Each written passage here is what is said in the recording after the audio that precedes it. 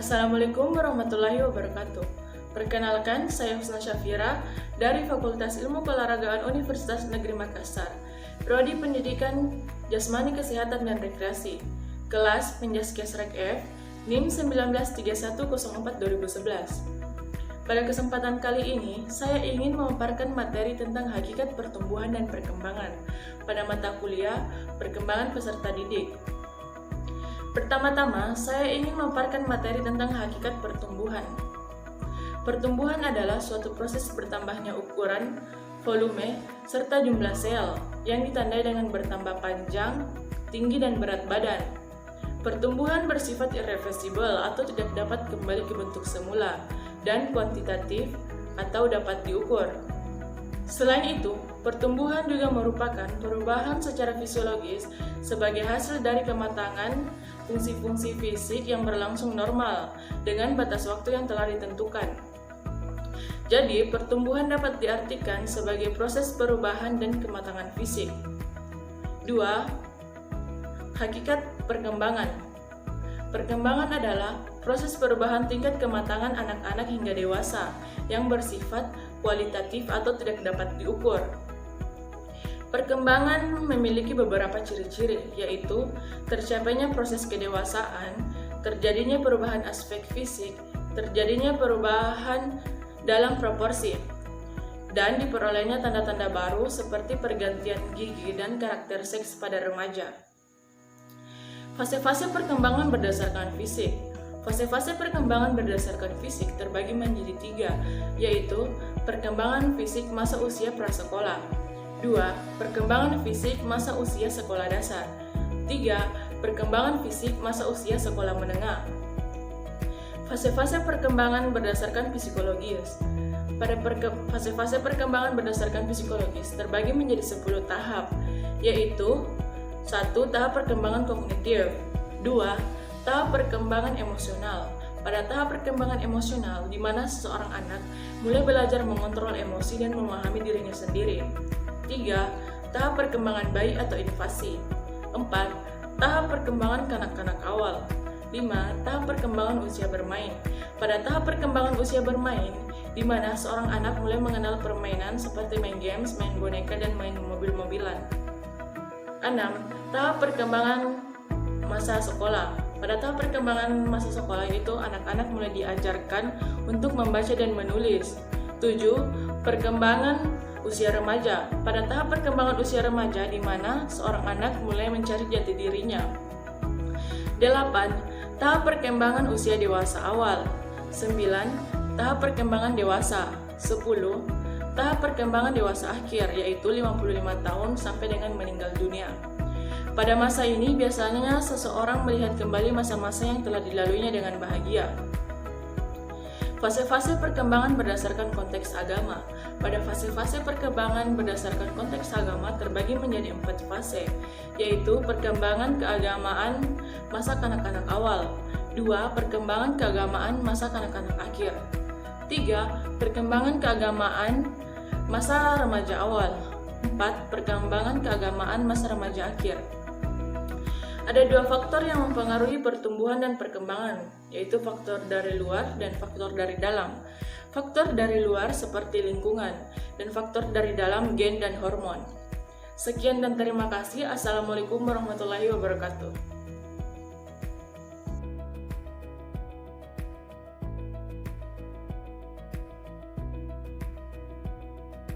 Bismillahirrahmanirrahim. Assalamualaikum warahmatullahi wabarakatuh. Perkenalkan, nama saya Zulkifli dari Fakultas Ilmu Keolahragaan jurusan Pendidikan Jasmani dan Rekreasi Universitas Negeri Makassar dengan NIM 193104-2026. Pada kesempatan hari ini saya ingin memaparkan tentang perkembangan kognitif. Perkembangan kognitif merupakan dasar bagi kemampuan anak untuk berpikir. Hal ini sesuai dengan pendapat Ahmad Susanto, yaitu bahwa kognitif adalah suatu proses berpikir, yaitu kemampuan individu untuk menghubungkan, menilai, dan mempertimbangkan suatu kejadian atau peristiwa. Ada pula pengertian kognitif secara umum, yaitu secara umum kognitif diartikan diartikan sebagai potensi intelektual yang terdiri dari beberapa tahapan, yaitu yang pertama pengetahuan, pemahaman, penerapan, analisa, sintensa, dan evaluasi. Kognitif berarti persoalan yang menyangkut kemampuan untuk mengembangkan kemampuan rasional atau akal. Teori kognitif lebih menekankan bagaimana proses atau upaya untuk mengoptimalkan kemampuan aspek rasional yang dimiliki oleh orang lain.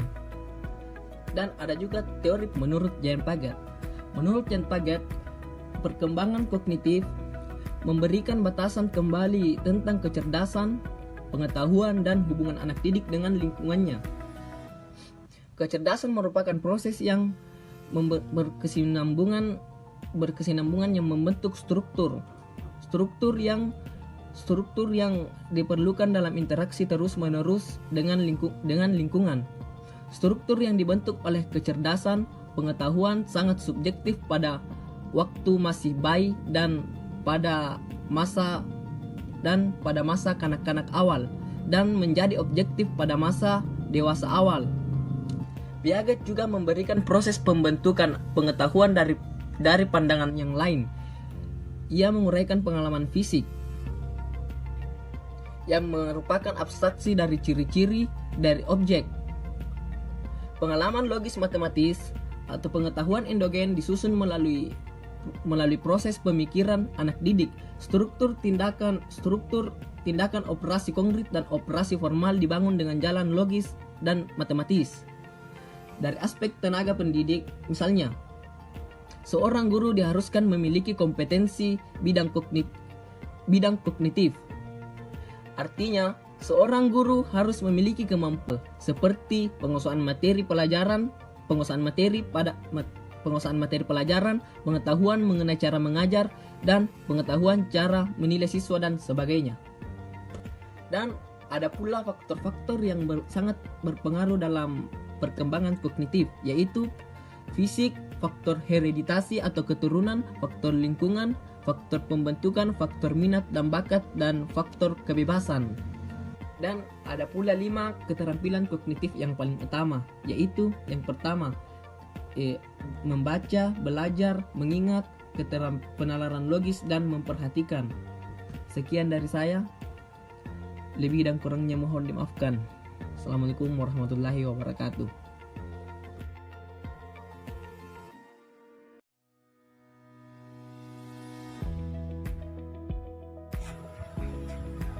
Bismillahirrahmanirrahim. Assalamualaikum warahmatullahi wabarakatuh. Perkenalkan, nama saya Muhammad Fatur Rahman Tahir dengan NIM 1931042057, jurusan Pendidikan Jasmani Kesehatan dan Rekreasi, kelas F, angkatan tahun 2019. Kali ini saya akan menjelaskan sedikit tentang materi kecerdasan emosi dalam mata kuliah perkembangan peserta didik. Pengertian kecerdasan itu sendiri, menurut pandangan psikologi, pendidikan kecerdasan dapat diartikan sebagai sebuah kemampuan terhadap suatu persoalan. Ada 3 faktor yang berkaitan dengan kecerdasan pada diri seseorang. Yang pertama yaitu judgment atau penilaian seseorang, yang kedua yaitu comprehension atau pengertian, yang ketiga yaitu reasoning atau penalaran. Sedangkan salah seorang ahli psikolog yang bernama Suharsono berpendapat bahwa kecerdasan adalah sebuah kemampuan mental untuk merespon dan mengatasi persoalan atau masalah dari hal yang bersifat kuantitatif dan fenomenal. Sedangkan pengertian emosi itu sendiri, secara bahasa, emosi merupakan sebuah frasa yang berasal dari bahasa Latin emovere, yang artinya bergerak menjauh. Tambahan huruf E di sini adalah untuk memberi kesan arti bergerak menjauh. Hal ini menunjukkan bahwa di dalam emosi ada sebuah kecenderungan untuk mengambil sebuah tindakan. Jadi dapat kita simpulkan bahwa kecerdasan emosi adalah kemampuan untuk memahami perasaan diri sendiri, untuk berempati terhadap perasaan orang lain, serta untuk mengatur emosi yang secara bersamaan berperan untuk meningkatkan taraf hidup seseorang. Menurut Daniel Goleman, pakar psikologi yang mendalami ilmu kecerdasan emosional, beliau menyatakan bahwa emosi adalah hal yang rumit, dan dari situ ia membuat sebuah identifikasi emosi seperti berikut. Yang pertama, rasa marah seperti kebencian, tersinggung, permusuhan, dan tindakan kekerasan. Yang kedua, rasa sedih seperti depresi, kesian terhadap diri sendiri, kesepian, dan putus asa. Yang ketiga, gegabah. Komponen ini menunjukkan kita cara untuk mengekspresikan diri kita secara tepat, sehingga setiap tindakan kita tidak hanya diatur oleh aspek emosi saja. Yang ketiga, yaitu motivasi diri, adalah kemampuan seseorang untuk meningkatkan minat belajarnya secara terus-menerus. Misalnya saja, rasa inisiatif dan komitmen untuk menyelesaikan kewajiban kita, seperti beribadah dan belajar. Yang keempat, empati, yaitu kemampuan untuk memahami reaksi emosional orang lain. Hal ini hanya bisa dicapai ketika kita sudah mencapai komponen kesadaran diri. Contohnya, sikap proaktif untuk mengantisipasi kebutuhan orang lain. Yang kelima, yaitu keterampilan sosial, yaitu kemampuan untuk mengidentifikasi kebutuhan sosial dan memenuhi kebutuhan-kebutuhan tersebut dengan landasan kebersamaan, mengelola komunikasi, dan membangun jaringan. Mungkin cukup sekian sedikit materi yang bisa saya jelaskan pada hari ini. Kurang dan lebihnya mohon dimaafkan. Wassalamualaikum warahmatullahi wabarakatuh.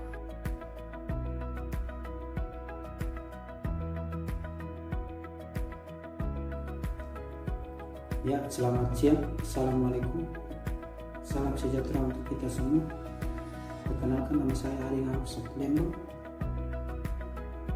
Fakultas Ilmu Keluarga, Universitas Negeri Makassar, Prodi Pendidikan Jasmani Kesehatan dan Rekreasi, kelas F, dengan NIM 193-104-2064. Di sini saya akan mempresentasikan materi mengenai perkembangan sosial dari mata kuliah perkembangan peserta didik. Perkembangan sosial banyak sekali pengertian atau definisi perkembangan sosial menurut para ahli. Di sini saya akan menjelaskan dua definisi dari perkembangan sosial. Yang pertama, kematangan yang dicapai dalam hubungan sosial. Yang kedua, perkembangan sosial dapat pula diartikan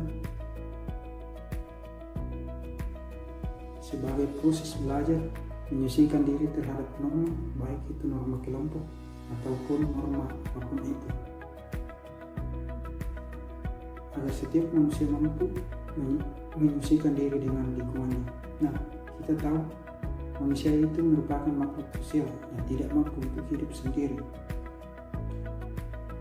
Karena maka dari itu dinamakan makhluk sosial, dan pastinya karena manusia adalah makhluk sosial maka membutuhkan interaksi sosial. Di sini saya akan menjelaskan faktor-faktor yang mempengaruhi perkembangan sosial. Yang pertama, faktor keluarga. Keluarga merupakan lingkungan pertama yang memberikan pengaruh terhadap berbagai aspek perkembangan anak, termasuk perkembangan sosialnya. Di sini, kondisi dan tata cara kehidupan keluarga merupakan lingkungan yang kondusif bagi sosialis anak. Dalam keluarga berlaku norma-norma kehidupan keluarga, dan dengan demikian pada dasarnya keluarga merekayasa perilaku kehidupan budaya anak.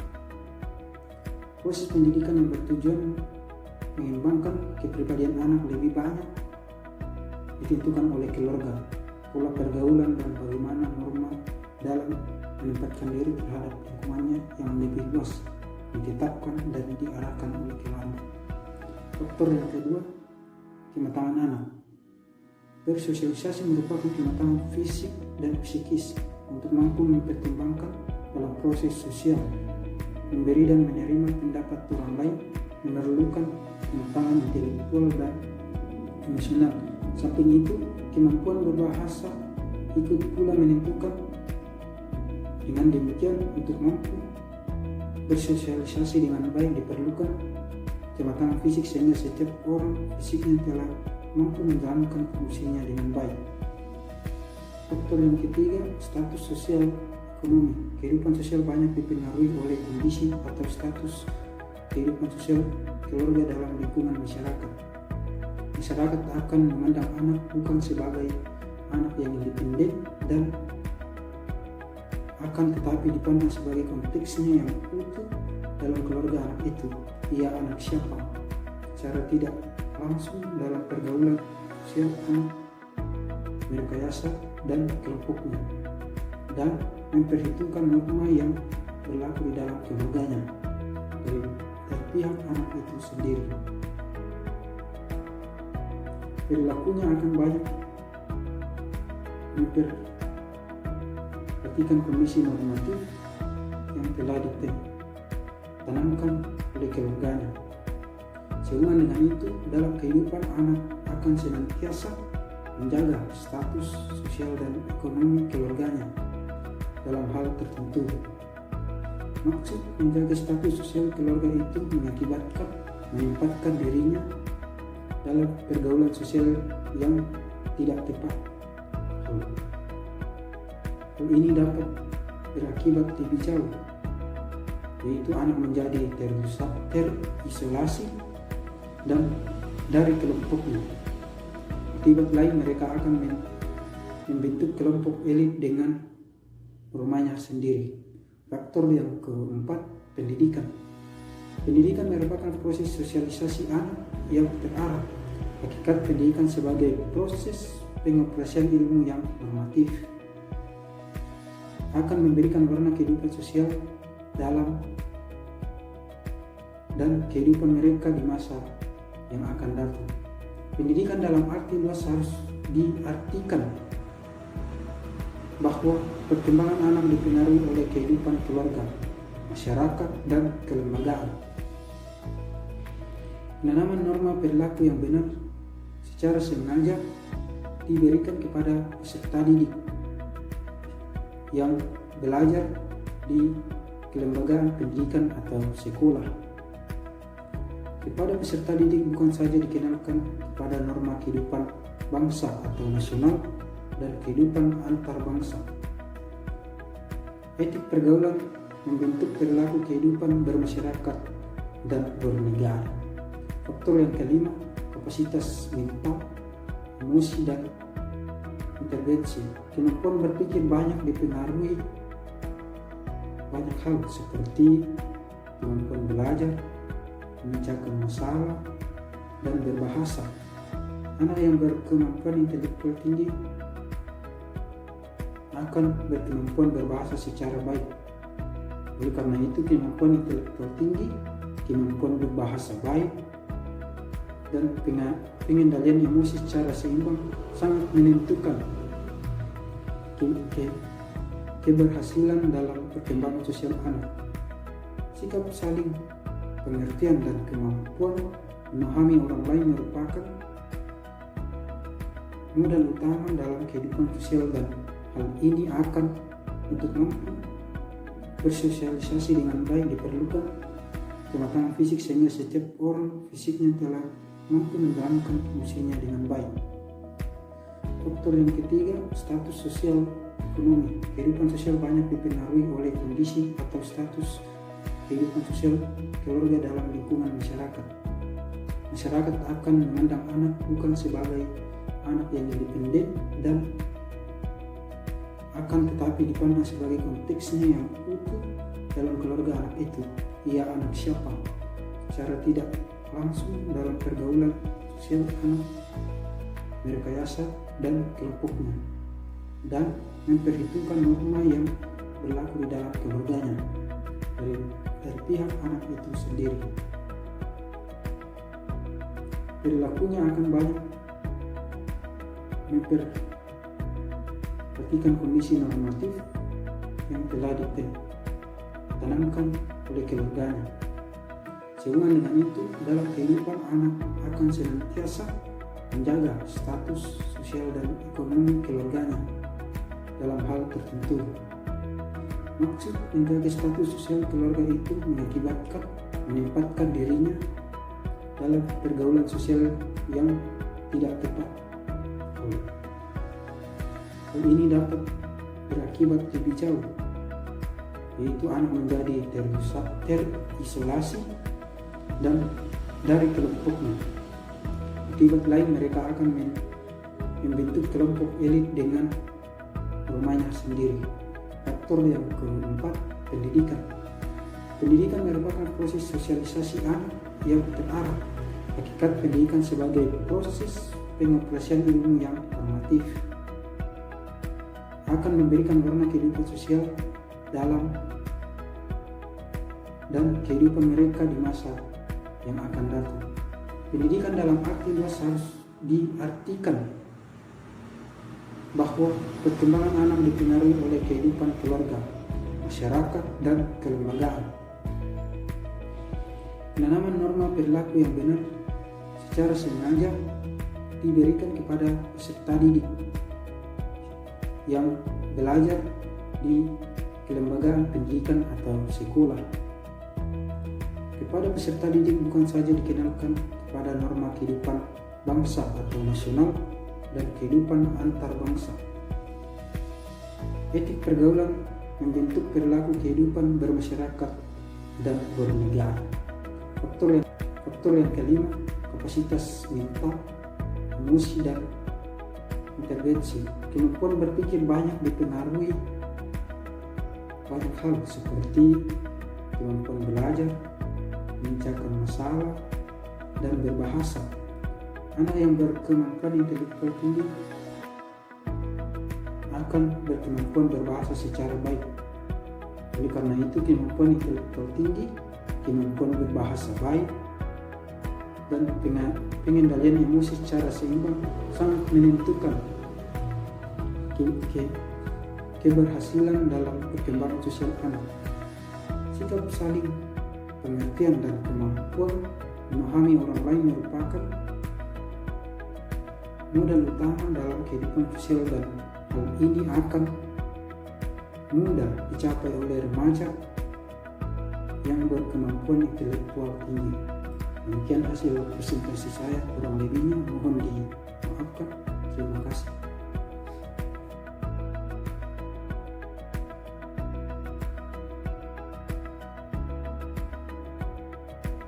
Perkenalkan, nama saya Herianto dari Universitas Negeri Makassar, Fakultas Ilmu Keolahragaan, jurusan Penjaskesrek, NIM 1931042055. Baik, saya akan memaparkan sedikit materi tentang perkembangan bahasa. Bahasa adalah segala bentuk komunikasi di mana perasaan dan pemikiran manusia disimbolkan agar dapat menyampaikan sebuah arti. Bahasa juga merupakan alat komunikasi untuk menjalin pertemanan dan belajar banyak hal dan membangun suatu pengetahuan. Melalui bahasa, anak-anak akan mampu membentuk dan membangun suatu pemahaman dan pengetahuan baru tentang berbagai hal. Hal ini dapat menunjang kepercayaan diri anak dalam memasuki lingkungan yang baru. Dengan mempelajari bahasa, kita dapat berkomunikasi dalam konteks sosial.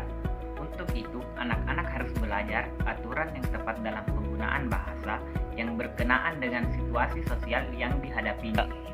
Anak-anak harus dapat mengirim pesan-pesan yang ingin disampaikannya kepada orang lain sebaik ia mendapat dan mengerti pembicaraan orang lain tersebut. Anak-anak tumbuh dan berkembang tidak hanya belajar bagaimana berpikir dan berperasaan yang tepat melalui pemilihan kata-kata sopan, namun mereka juga belajar bagaimana mengekspresikan emosi dan marah yang tepat sehingga tidak menimbulkan respon penolakan dari lingkungannya. Contoh pertama yaitu pada anak usia 36-48 bulan, ia memiliki kemampuan menggunakan pertanyaan iya atau tidak, kalimat bertanya, kalimat negatif, dan kalimat perintah. Contoh yang kedua yaitu pada anak usia 48-50 bulan, anak tersebut memiliki kemampuan untuk menggunakan kata-kata humor dan perumpamaan. Dan contoh yang ketiga yaitu pada anak usia 5 tahun ke atas, anak tersebut mampu berkembang dan kesadaran akan mempelajari mengenai fungsi bahasa yang benar. Berikutnya yaitu proses berbahasa. Proses berbahasa ditentukan oleh matangnya perkembangan bagian-bagian mulut, kontrol dari saluran nafas bagian atas, lidah, pergerakan bibir, dan pengaturan mekanisme pernafasan. Satu hal yang memegang peranan penting adalah perkembangan alat pendengaran dan penglihatan yang normal. Adanya peningkatan perkembangan sistem saraf pada anak akan mampu meningkatkan kemampuan akan mengekspresikan bahasa. Pemahaman anak usia ini kadang-kadang melampaui batas kemampuan berbicara mereka. Pada usia 4 tahun, anak-anak mampu meningkatkan kemampuan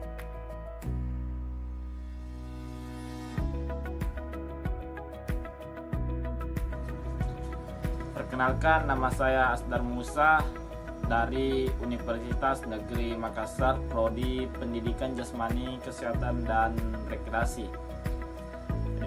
NIM saya yaitu 1931 0420 32 dari kelas F19.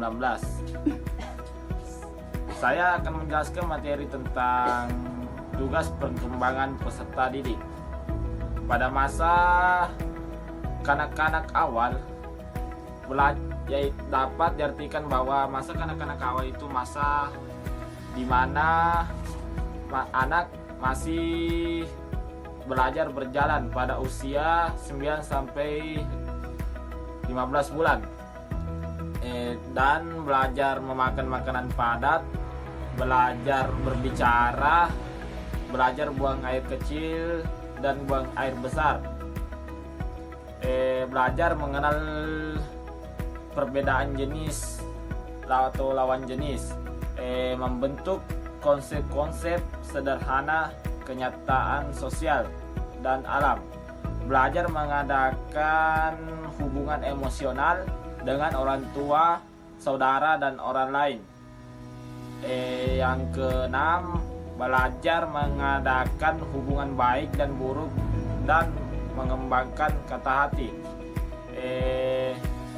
Dalam tugas kanak-kanak yang pada atau masa remaja, kita dapat mencapai hubungan yang lebih matang dengan teman sebaya, mencapai peran sosial sebagai pria atau wanita, menerima keadaan fisik dan menggunakan secara efektif, mencapai kemandirian dan kedewasaan atau emosional dari orang tua dan orang dewasa lainnya, mencapai jaminan kemandirian ekonomi, memilih dan mempersiapkan karir, dan untuk tugas perkembangan masa kanak-kanak akhir atau anak sekolah, kita dapat mendeskripsikannya di mana masa kanak-kanak anak sekolah dan kanak-kanak akhir belajar memperoleh keterampilan fisik untuk melakukan permainan, belajar membentuk sikap yang sehat terhadap dirinya sendiri sebagai makhluk biologis, belajar bergaul dengan teman sebayanya, belajar memainkan peranan sesuai dengan jenis kelaminnya, belajar keterampilan di dasar dalam membaca atau menulis atau berhitung, belajar mengembangkan konsep-konsep sehari-hari, mengembangkan kata hati, belajar memperoleh kebebasan yang bersifat pribadi, mengembangkan sikap yang positif terhadap kelompok sosial. Dan untuk yang ketiga yaitu tugas dalam masa dewasa,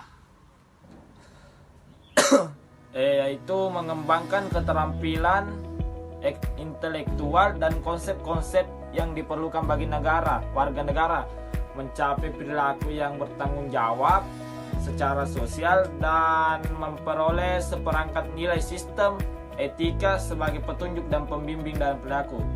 Yang keempat, tugas perkembangan masa dewasa awal, yaitu kita di sini sudah dewasa atau bisa memilih pasangan, belajar hidup dengan pasangan, memulai hidup dengan pasangan, memelihara anak, mengelola rumah tangga, memulai bekerja, mengambil tanggung jawab sebagai warga negara, menemukan suatu kelompok yang serasi. Itulah tadi materi yang saya sempat sebutkan tentang perkembangan peserta didik. Mohon maaf bila ada salah atau penyebutan kata yang kurang enak.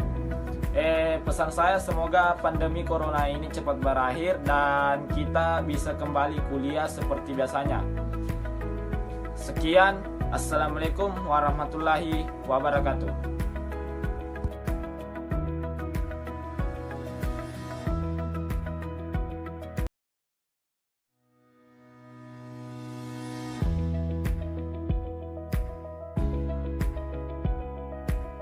Bismillahirrahmanirrahim. Assalamualaikum warahmatullahi wabarakatuh. Salam sejahtera untuk kita semua.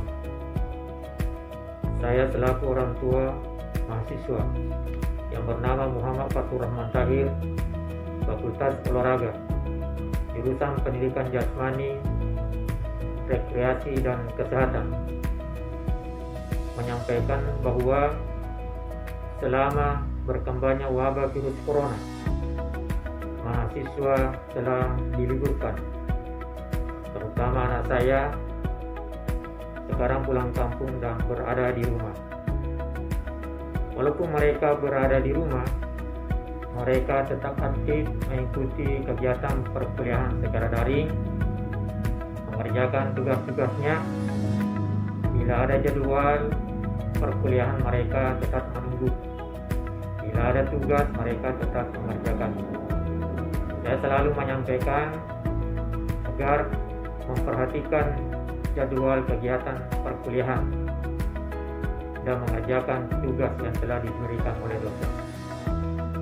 Walaupun sebenarnya kegiatan perkuliahan secara daring dan tatap muka secara langsung ada perbedaan, itu tidak mengurangi keaktifan mahasiswa untuk mengikuti kegiatan perkuliahan, karena ini dia yang terbaik pada saat sekarang ini. Jadi mudah-mudahan kegiatan ini dapat bermanfaat bagi mahasiswa dan kegiatan perkuliahan seperti ini tetap berlanjut selama wabah virus corona. Sekian kami sampaikan. Wabillahi taufiq wal hidayah.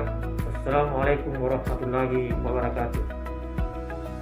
Perkenalkan, nama saya Putri Nurul Amalia.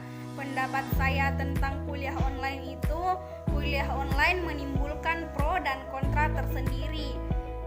Kita lihat dari sisi positifnya, kuliah online dapat dilakukan di rumah sehingga kita dapat berkumpul bersama keluarga yang ada di rumah. Sedangkan dari sisi negatifnya, kuliah online kita tidak dapat berdiskusi secara langsung seperti yang dilakukan kuliah pada umumnya. Belum lagi sinyal yang tidak stabil dan kuota internet yang terbatas tentu mengganggu berjalannya proses perkuliahan secara online.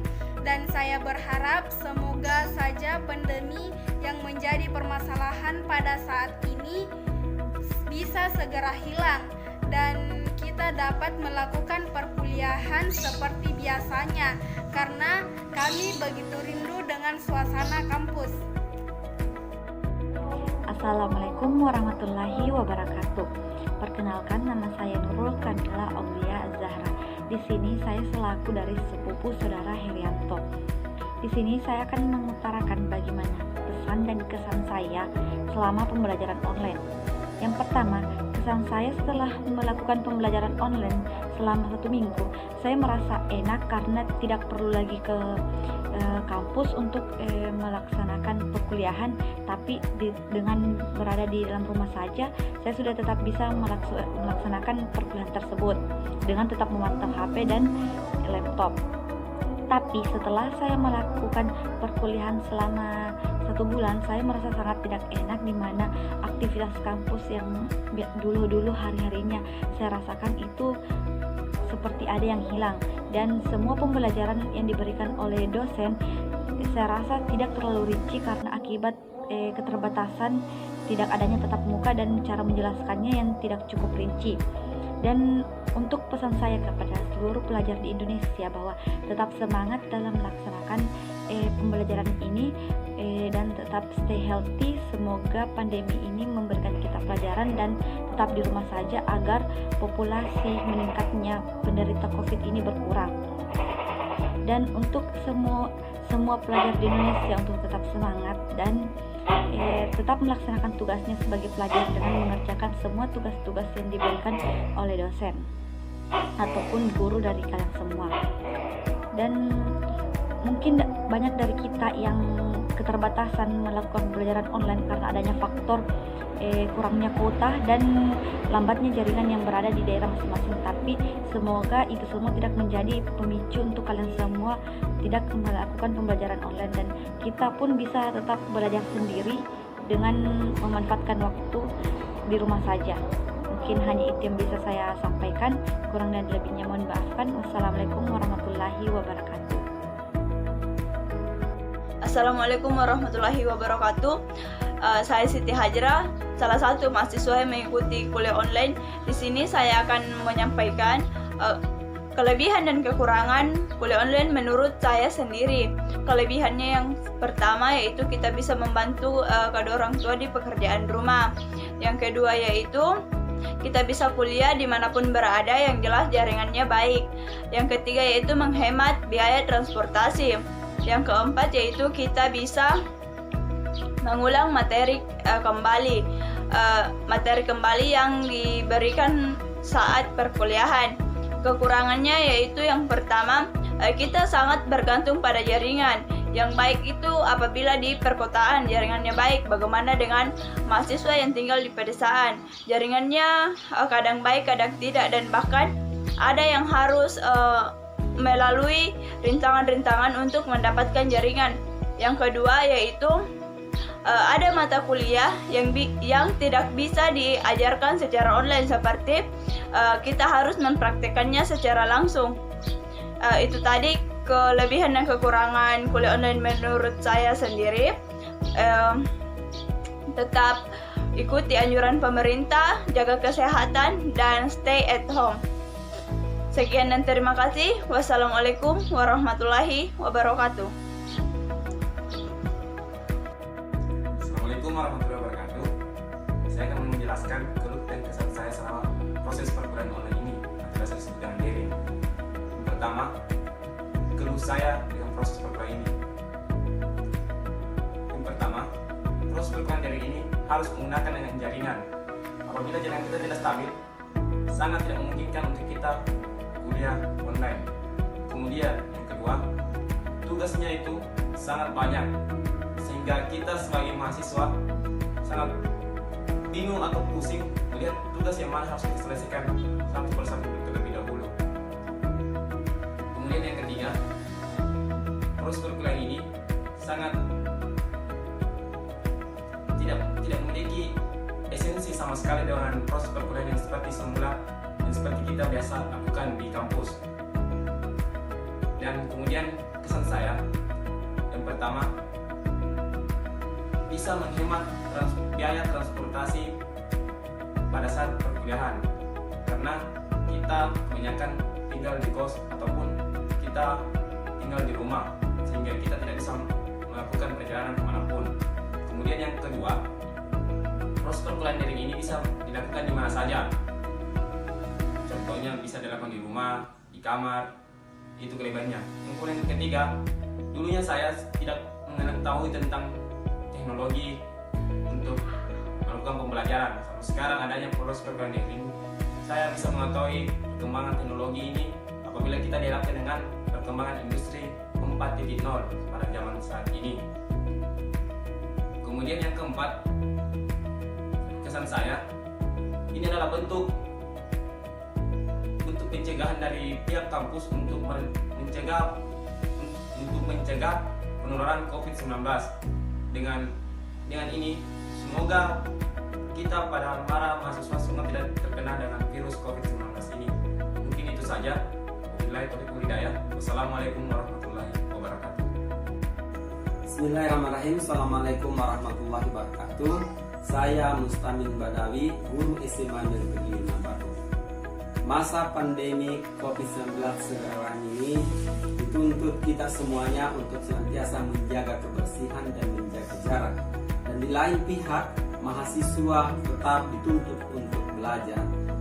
Media pembelajaran yang tepat pada saat ini adalah media online. Karena ada beberapa keuntungan media online.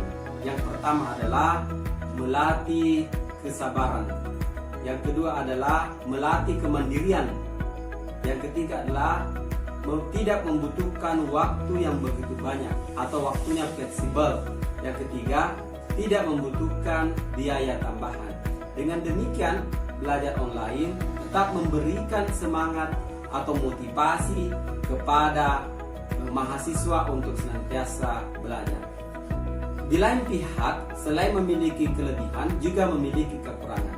Apa kekurangannya?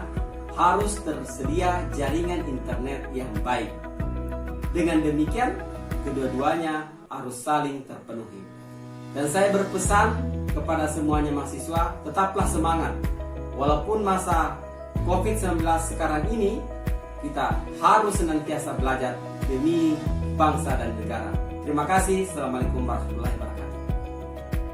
Assalamualaikum warahmatullahi wabarakatuh. Baik, pendapat saya tentang kuliah online, di mana kuliah online ini memiliki kelebihan dan kekurangan. Kelebihan sendiri itu banyak waktu yang diluangkan bersama keluarga, dan kelebihan kedua yaitu tidak belajar tidak harus ke kampus. Dan sisi negatif atau kekurangannya yaitu satu, pengeluaran kuota yang cukup lumayan besar, serta jaringan yang terbatas di lokasi saya, sehingga pada saat pembelajaran kuliah daring atau kuliah online ini dilakukan, dan pada saat itu jaringan yang saya miliki ini error, maka otomatis saya tertinggal dan saya mendapatkan